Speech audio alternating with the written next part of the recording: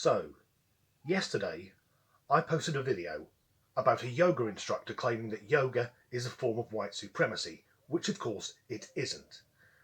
And I was less than a minute into uploading that video when I read another article from the endless stream of mindless cancel culture claiming again that a type of food is racist, but this is in a different league.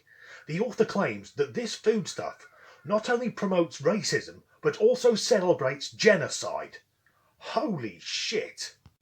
I know I have some subscribers in the United States of America, and I'm going to need you guys to sit down for the next bit, because the food in question is apple pie.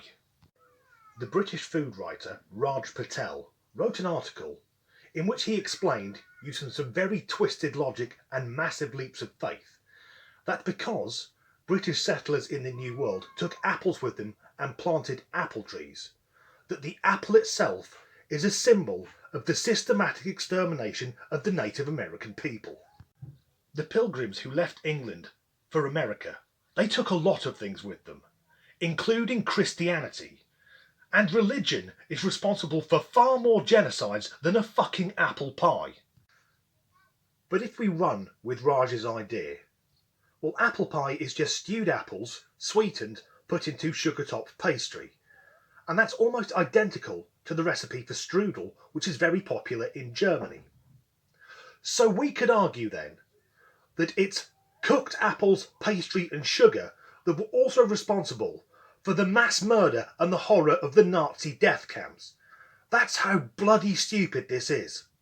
But Mr. Patel continues, this time going on about the sugar, arguing that because sugar has links to the transatlantic slave trade, it means that apple pie must also be racist.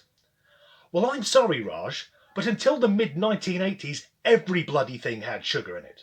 Or what about cotton? That's got links to the slave trade. So now if I see someone walking down the street wearing clothes, I'm meant to call them a racist.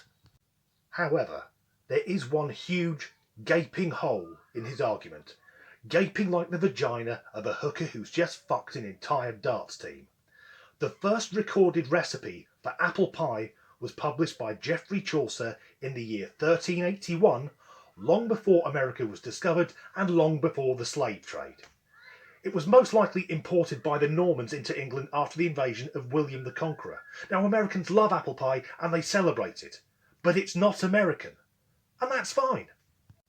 But Raj has one more argument, and it is that the red and white gingham tablecloths on which American apple pies are usually presented are cultural appropriation, because that pattern was invented by Native Americans, and he also claims the Native Americans invented tablecloths. I'm fairly certain that weaving was well established before the discovery of America. For example, the Bayeux Tapestry, which celebrates the victory of the aforementioned William the Conqueror in 1066. People were making clothes and cloths before Stonehenge was finished. If not, we'd have been extinct. But here is my counter-argument to why Native Americans did not invent the tablecloth. They didn't have fucking tables.